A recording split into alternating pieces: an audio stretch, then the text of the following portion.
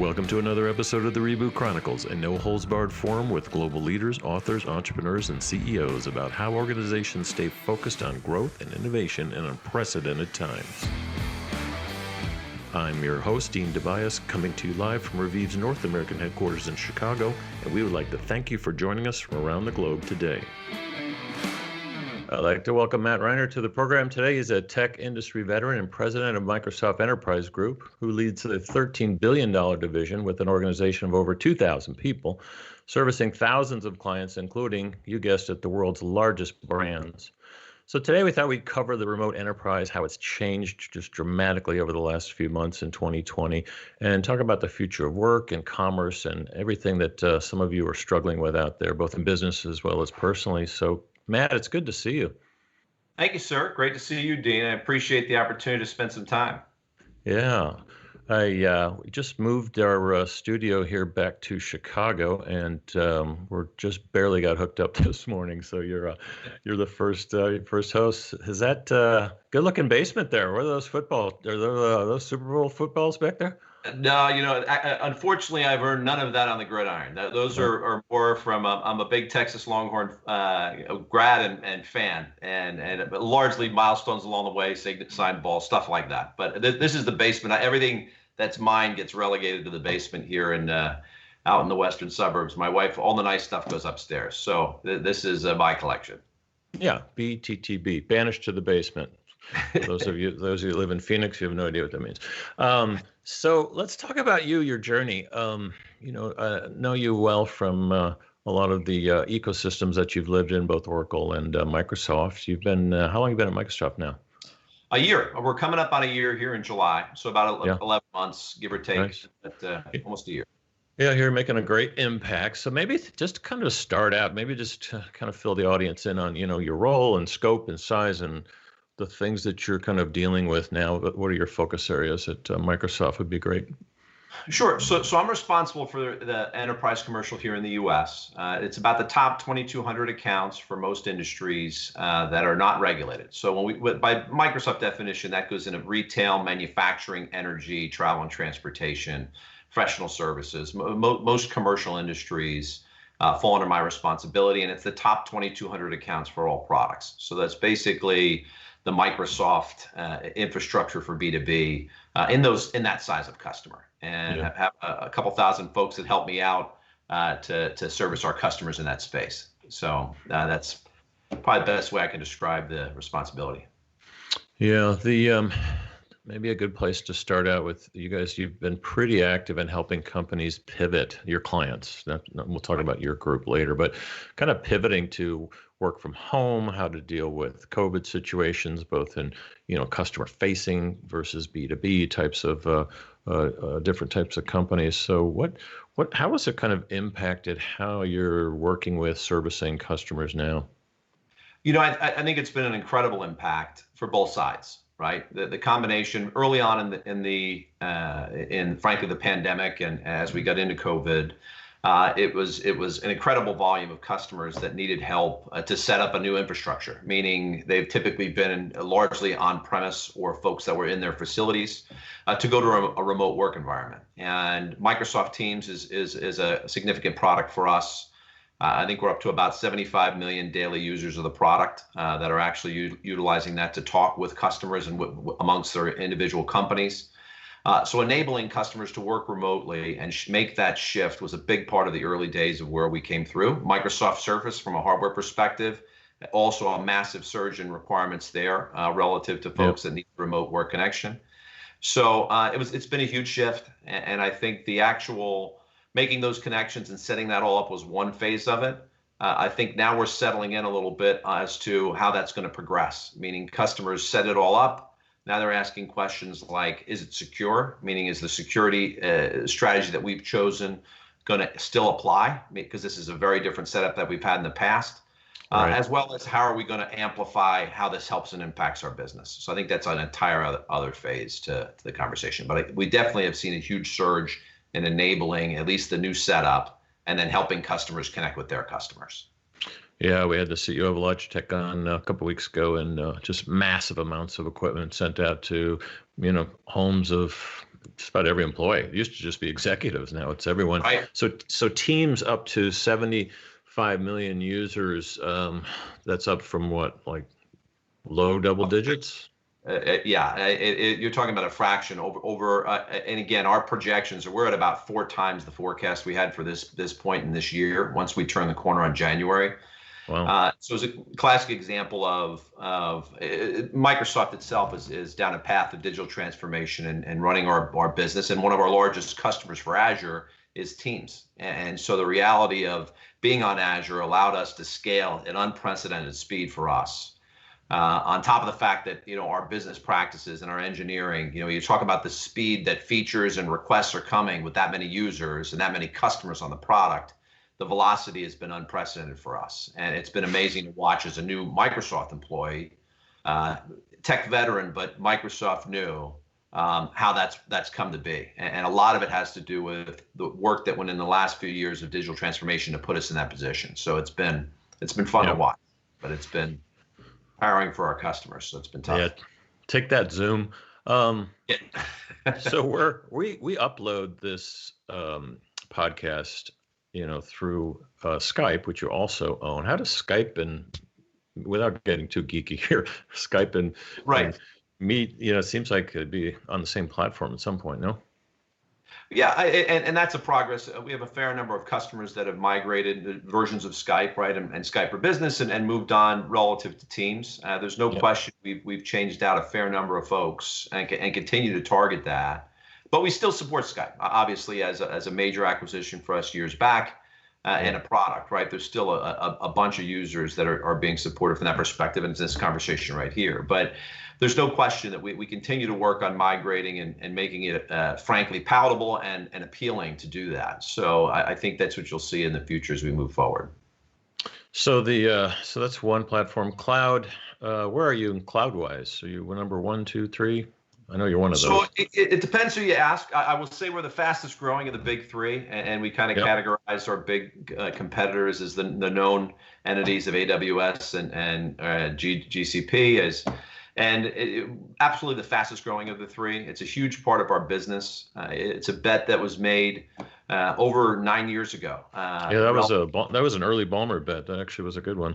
It was a bet by Ballmer and enhanced and perfected by Satya. And as we've moved forward, it's become a massive part of our focus and a huge part of our evolution, relative to not just being a cloud provider, but to provide the infrastructure, the data estate, the flexibility of everything from AI to ML as you go through and to enable our customers to make things just that much easier, to be nimble as well as flexible for new business processes. So it's been an important part of our strategy.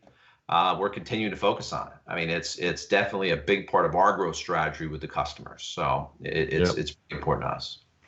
Let's just talk about your folks for a bit, if we could. My guess is you are already pretty much a work from home culture, like many of your competitors. Not everyone's in the office, but what's the pandemic lockdown, shut in, use your words, been like for your people and your culture and your operation, and what can people learn from that and other major corporations listening in? Yeah, it's been definitely a combination of challenges and opportunities. We were about 50-50, right? We were closer to actually slightly more of our employees were actually in a Microsoft office. Like some others we've had on like Salesforce and others are much higher than that. And I think a big chunk of those are engineering. We've got over 50,000 employees in Seattle, right, in Redmond. Yep. So there's a fair number of those that make it in. But we've gradually moved to a more remote workforce. With COVID, we've shifted. I think the number to be, you can't get the exact number, but it's north of 98%, or I think almost 99% of our workers at this moment are remote, right? So we've basically moved everyone to remote work. It's been a transition for us. There's no question. There's a lot of aspects of that we've learned lessons over time, and has been forged by our strategy around how to get through, frankly, the combination of all 3 things going on right now, between the pandemic, the economic slump, obviously from an unrest perspective, and the scenarios over the last 6 weeks, which date much further back, but it all hitting it, amplifying at once. Been a lot of pressure on our folks, frankly. I think a combination of a higher work volume, shifting to the home. How do you draw the line when you are at home as to where work starts and where home starts, and where one stops or the other is created some pressure. Obviously, a combination of the pandemic, worried about your family, worried about your extended family, worried about, in some cases, homeschooling your children. There's a whole bunch of pressure that's come on our folks. And I think we've taken a pretty mindful approach that said, let's be very focused on the mental health and overall health of our employees, because it will transcend to how we take care of our customers. Meaning, if our folks are healthy and focused and in the game, it'll absolutely translate to a better experience for our customers. But I think we've learned a lot about mental breaks. We've learned a lot about being very mindful on your employees and how things are going for them, and to step away from your PC or your Surface, in our case, and make sure that you're getting some air, right, relative to this scenario. And that's been important. I know we've taken a little different strategy than some customers about the messaging around come back to work, right? Because that's been out there. It's been all over the place. Microsoft came out a couple months ago, actually, and set a date of saying October would be the earliest we're going to ask our employees to definitely come back to work, or we'll go down that path. We did that for a couple reasons. First of all, I think it's a case where you're at least setting an idea of how far at a minimum we believe it will go. But second of all, it took some pressure off those folks I mentioned earlier that we're dealing with homeschooling and uncertainties about this summer, uncertainties about school in the fall, and some other pressure dealing with. So what was interesting was what happens in technology, as you've seen in the past, everyone tries to one-up each other. So immediately, 3 of our largest competitors declared December. And then one of our partners, Twitter, just to name names, went to it forever, right? We'll never require our folks to come back. Yeah, I've actually made fun of them a little bit on the program, because it's not like they're making cars or anything. It's like, it's easy to say that. I don't think that's very visionary. It's but their employees probably like it. I think I need so you said step away from the Surface. I think I need a sign that says that, because the fatigue is real. I mean, not to beat it up. Everyone's covered this, but it's good to see you taking care of your employees. Many companies have bought them equipment and set them up, and others are just, it's very situational. You just have to ask them what they need. It's like, I need not to be sitting at this desk every 7 days. I need to, and there's no demarcations. There's no commute. So psychological fatigue is, we're going to have a couple authors on talking about that is key. It is without question. I mean, we're seeing that. I think something else we've been pretty public about was our opinion on. We do feel, though, that we are looking forward to the day where folks do come back to the office. We do think there is a connection, interpersonal connection with each other, interpersonal connection with our customers, that we don't want to completely lose. There's no question the balance will change long term. Meaning, I think I see more customers today than I ever have. And now it's through Teams, right? Or it's through other competitors, to be named. But are you allowed to use the competitive platform? We will. I mean, if the customer dials you up, I guess you have to accept the call. Yeah, we may take a shot or two, but the reality behind it is, of course we do. And there are competitors that frankly are seeing some growth as well. And to be fair, I think. The interesting part, though, is it has made us a lot more productive on at least the last couple of months as customers have embraced remote connections. Like, for instance, if I'm in the sales profession, I would go on a city visit, for instance, and I may see 5 or maybe 6 customers in a day. And a lot of that was dictated by their location, schedules, whatever that might be, other things I had on my calendar. That turns into 8 or 9 or 10 today, right? Because the meetings tend to condense a little bit, just because they're a lot more productive. There's no travel time, right? So I can go from Phoenix to Dallas in one click, right? And so the reality behind being able to fill a calendar and see more customers and have more impact is material, right? And we're definitely seeing that. But that being said, to your earlier comment, that's a grind. And I love talking with customers, but in all human interaction, there's a little bit about, I guess, the quote of being on, just being engaged and talking to someone without having downtime, and do that for a month, and it adds up. So I think we're looking forward to the balance coming back a little bit. Yeah, I find there's not enough clarity right now. You used to have a meeting and then you have to drive somewhere or stop or think or whatever. So I recommend people you got to put 15-minute buffers in there. But anyway, that's a little bit too granular. But you brought up a couple of sectors there. So that's good for, you guys and Zoom and others, bad for United Airlines, American, and Delta, at least in the States. Can you talk about some of the sectors that you service, specifically, maybe start with retail? So in retail, for instance, we've seen, the Revive Beauty Index has kind of shot up with 400% spikes in people using e-commerce and tools, AI tools, to shop. And now with things reopening, there's more of a touchless request. It's not always real in retail stores. So how are you guys helping out your retail sector?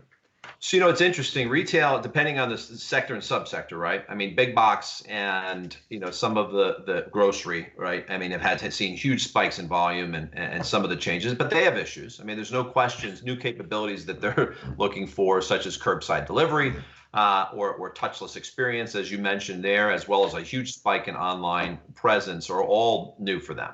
Coupled with and some of them have never closed, like Target. They just started putting arrows on the floors. Others, like Macy's, have had all this time to think and reboot and start up. And how do you help them sort all this out with tech? Well, I think it's interesting, right? There's a fair amount of conversations that are taking place in each of these areas, right? You look into their core businesses around supply chain and flexibility in the supply chain is huge right now, because in a lot of cases, there are small and medium businesses that are either no longer a player or making things difficult in some part of you supplying your stores. So supply chain is one issue.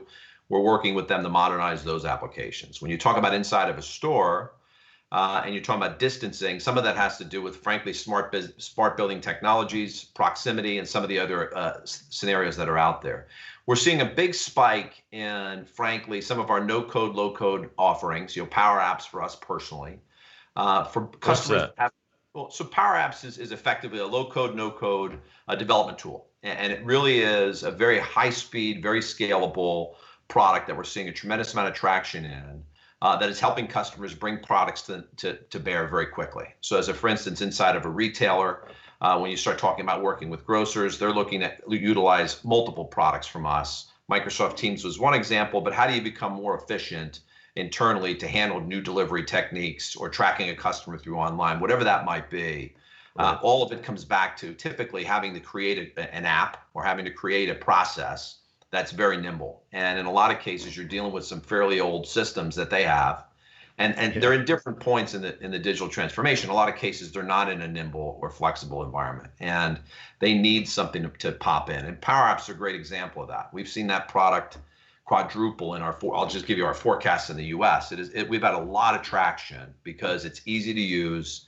It has a wide base of citizen developers that can use the product. And frankly, it broadens you to basically create on the fly some very topical and impactful applications. So that's been a big help for us relative to that. And it's been interesting. But when you look at other industries, we're helping them in different ways, right? You look at some companies that are trying to have to transform. So you take, good visible ones, like the NFL draft was held on Microsoft Teams. The Voice, right? The television program is running on Teams relative to their auditions and frankly how they broadcast. They just televised the Belmont Stakes, right? So you start getting into spectator scenarios where you can't physically be there. How do you recreate that experience that doesn't just look like you're on TV? How does it feel like you're there? And that's what Microsoft is working with, the NBA as well. But I think the impactful stuff for us is where we've been able to help on the societal issues, whether that, in some cases, you could talk through from a sustainability perspective and helping farmers and as we go through from where we sit there. But we're in the middle of a pandemic. You start talking about healthcare and where we can get involved there and telemedicine, right? And being able to diagnose remotely, being able to service patients remotely. So the products we've been able to utilize and work with customers on, definitely, it feels like, at least from a societal perspective, a little bit bigger impact for us as we work in healthcare, right? Which is probably a pretty good job, a good indicator as well of where you can see the world changing to where when you're not interpersonal, how do you still create applications such as chatbots to talk with you and diagnose a problem, or frankly, the remote diagnosis through Teams, right? There's a lot of different things we've been working with our large healthcare providers with as well. Yeah, the chatbot technology has it seems to have it seems to have improved a lot, but we're to the point where you're not sure if you're talking with a live agent or not anymore. Whereas the old ones were, you see that as a growing trend, or people get. I mean, it's kind of a subset of AI, if you will. It's a fine line, right? I think it's definitely a growing trend. I mean, it's typically getting built into most of the interaction. I mean, it's tough to get on a website of any technology company these days without a bot popping up and asking you a question or trying to capture something, right? Especially, Right. Just leave me alone. Let me shop. right. I'll click through it myself sometimes, but the reality is there are situations, especially in customer service, where I think Yep. there are a fair amount of triaging that can go on that customers recognize rather than wait 10, 15 minutes if it's a quick answer or a question about a bill or there are some things where I think the bots That's easy AI because it's so reoccurring. You see the patterns, the connected tissue, muscle memory, I think we call it.